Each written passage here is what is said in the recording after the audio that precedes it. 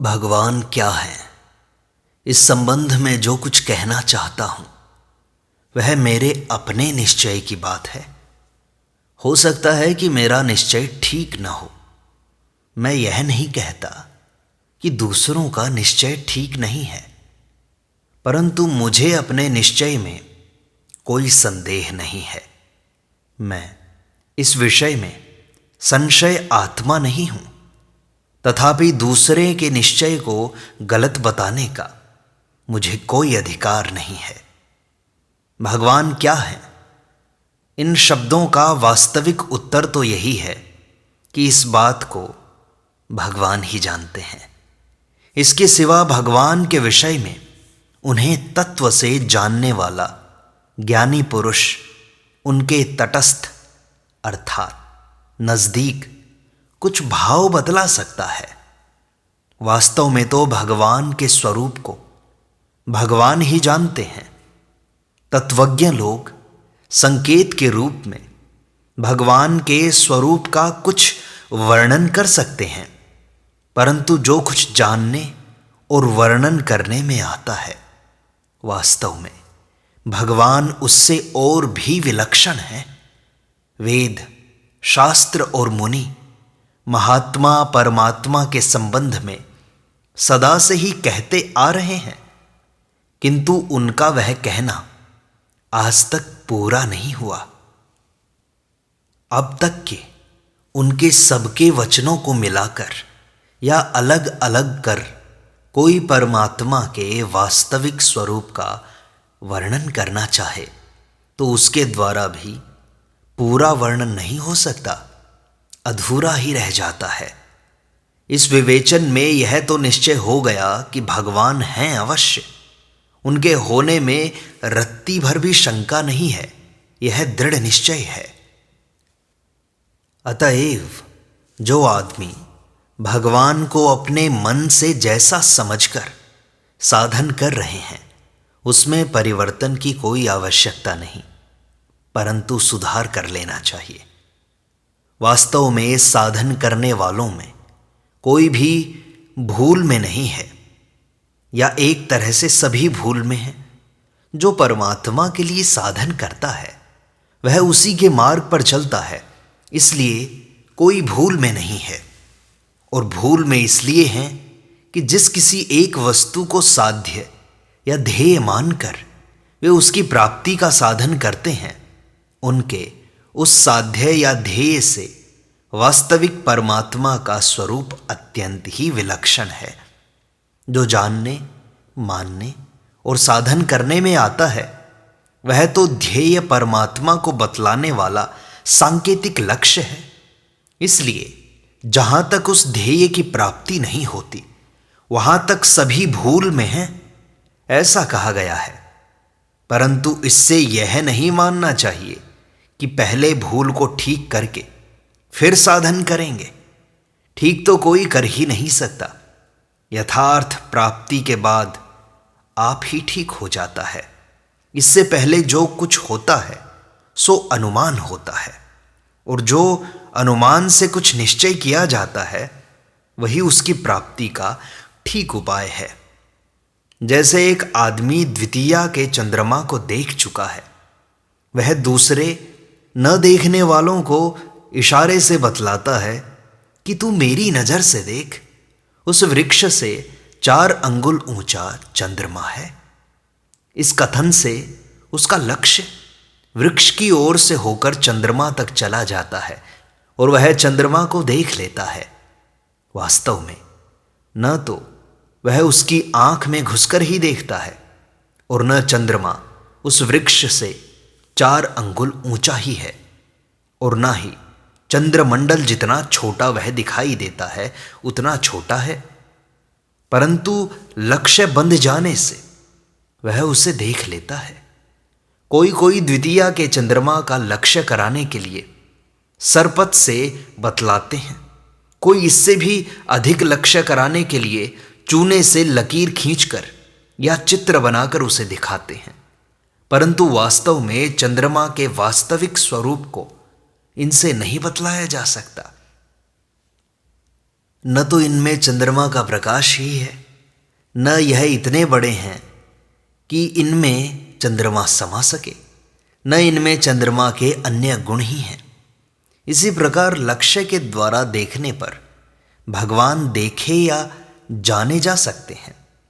वास्तव में लक्ष्य और उनके असली स्वरूप में वैसा ही अंतर है जैसा चंद्रमा और उसके लक्ष्य में।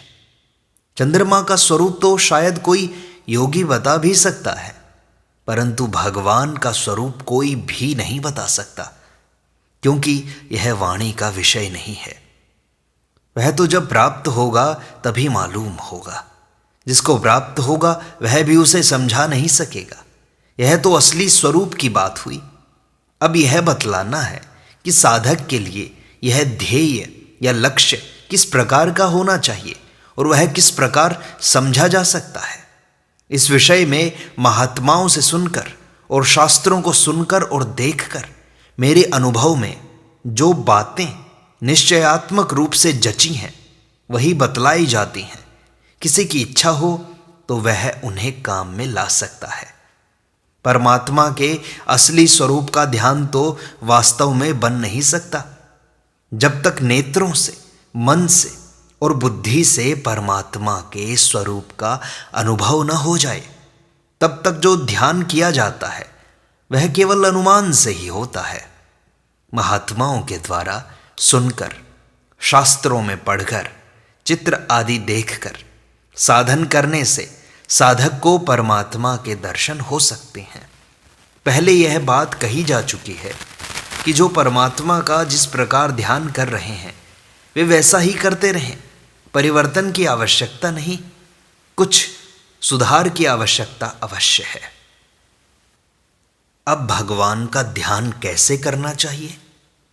कुछ लोग निराकार शुद्ध ब्रह्म का ध्यान करते हैं, कुछ साकार दो भुजा वाले और कुछ चतुर्भुजधारी भगवान विष्णु का ध्यान करते हैं। वास्तव में भगवान विष्णु, राम और कृष्ण जैसे एक हैं, वैसे ही देवी, शिव, गणेश और सूर्य भी उनसे कोई भिन्न नहीं है। ऐसा अनुमान होता है कि लोगों की भिन्न भिन्न धारणा के अनुसार एक ही परमात्मा का निरूपण करने के लिए श्री वेद व्यास जी ने 18 पुराणों की रचना की है। जिस देव के नाम से जो पुराण बना उसमें उसी को सर्वोपरि, सृष्टिकर्ता, सर्वगुण संपन्न ईश्वर बतलाया गया। वास्तव में नाम रूप के भेद से सब में उस एक ही परमात्मा की बात कही गई है।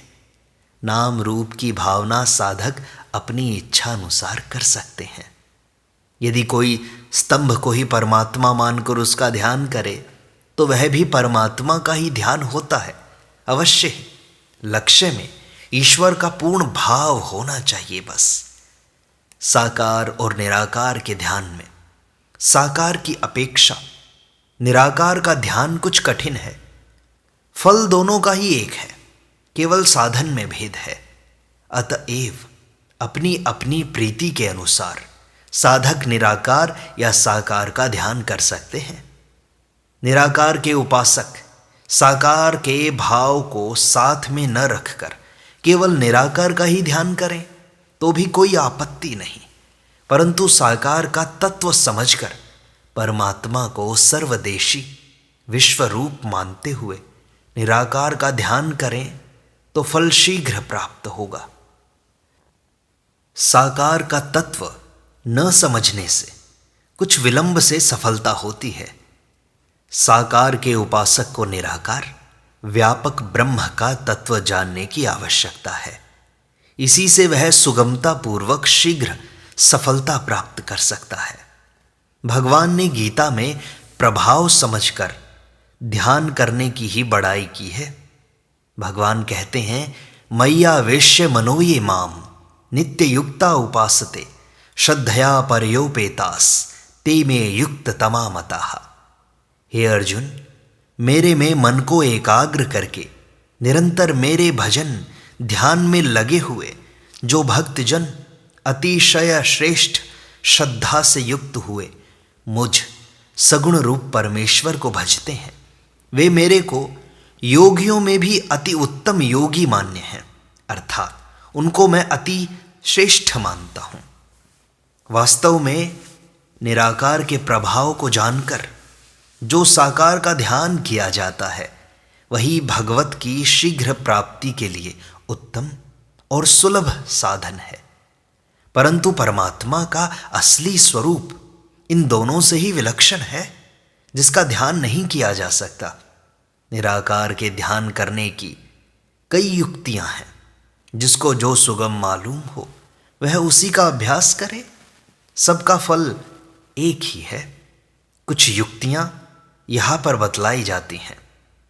साधक को श्री गीता के अध्याय 6 के 11 से 13 के अनुसार एकांत स्थान में स्वस्तिक या सिद्धासन से बैठकर नेत्रों की दृष्टि को नासिका के अग्रभाग पर रखकर या आंखें बंद करके अपनी इच्छा अनुसार नियम पूर्वक प्रतिदिन कम से कम 3 घंटे का समय ध्यान के अभ्यास में बिताना चाहिए। 3 घंटे कोई न कर सके तो 2 करे, 2 नहीं तो 1 घंटे अवश्य करना चाहिए। शुरू में मन न लगे तो 15-20 मिनट से प्रारंभ करें, धीरे धीरे ध्यान का समय बढ़ाते रहें। बहुत शीघ्र प्राप्ति की इच्छा रखने वाले साधकों के लिए 3 घंटे का अभ्यास आवश्यक है। ध्यान में नाम जप से बड़ी सहायता मिलती है। ईश्वर के सभी नाम समान हैं, परंतु निराकार की उपासना में ओंकार प्रधान है। योग दर्शन में महर्षि पतंजलि ने कहा है, तस्य वाचकः प्रणवः तज्जपस् तदर्थ भावनम। उसका वाचक प्रणव है, ओंकार है।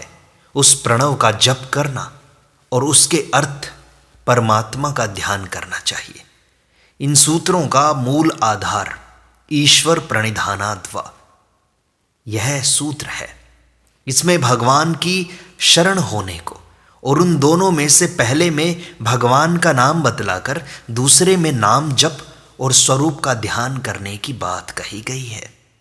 महर्षि पतंजलि के परमेश्वर के स्वरूप संबंधी अन्य विचारों के संबंध में मुझे यहाँ पर कुछ नहीं कहना है।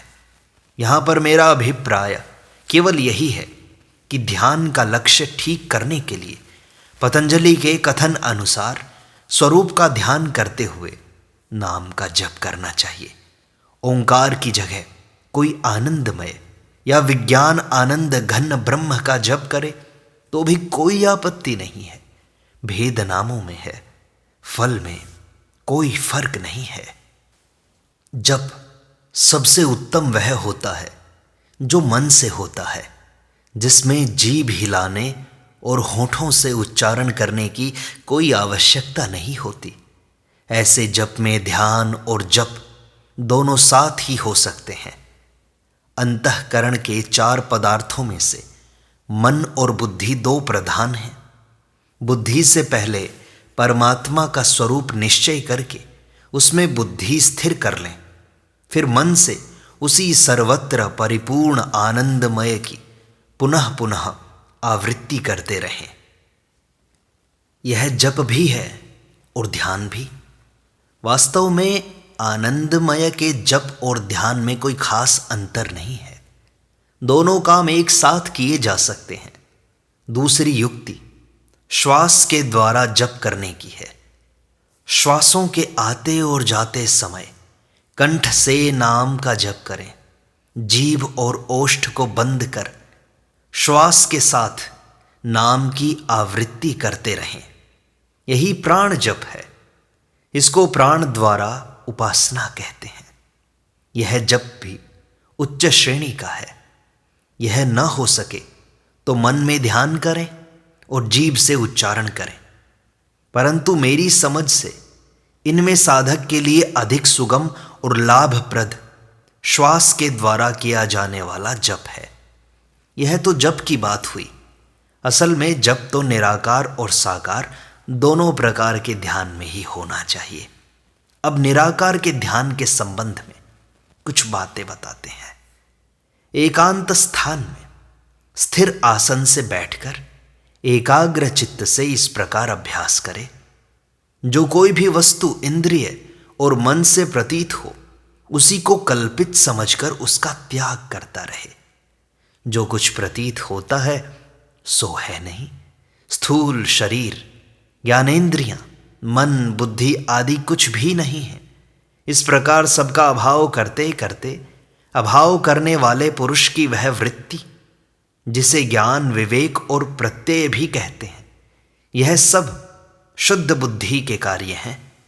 यहाँ पर बुद्धि ही इनका अधिकरण है, जिसके द्वारा परमात्मा के स्वरूप का मनन होता है और प्रतीत होने वाली प्रत्येक वस्तु में यह नहीं है, यह नहीं है, ऐसा अभाव हो जाता है। इसी को वेदों में नेति नेति ऐसा भी नहीं, ऐसा भी नहीं ये कहा है। अर्थात दृश्य को अभाव करने वाली वृत्ति भी शांत हो जाती है। उस वृत्ति का त्याग करना नहीं पड़ता, स्वयमेव हो जाता है। त्याग करने में तो त्याग करने वाला, त्याज्य वस्तु और त्याग, यह त्रिपुटी आ जाती है। इसलिए त्याग करना नहीं बनता, त्याग हो जाता है। जैसे ईंधन के अभाव में अग्नि स्वयमेव शांत हो जाती है, इसी प्रकार विषयों के सर्वथा अभाव से वृत्तियां भी सर्वथा शांत हो जाती हैं। शेष में जो बच रहता है वही परमात्मा का स्वरूप है। इसी को निर्बीज समाधि कहते हैं। तस्यापि निरोधे सर्व निरोधान निर्बीज समाधि ही। यहाँ पर यह शंका होती है कि त्याग के बाद भी त्यागी बचता है। वह अल्प है, परमात्मा महान है, इसलिए बच रहने वाले को ही परमात्मा का स्वरूप कैसे कहा जाता है?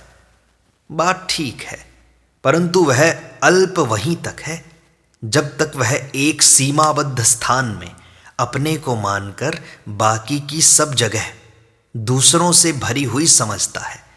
दूसरी सब वस्तुओं का अभाव हो जाने पर शेष में बचा हुआ केवल एक तत्व ही परमात्म तत्व है।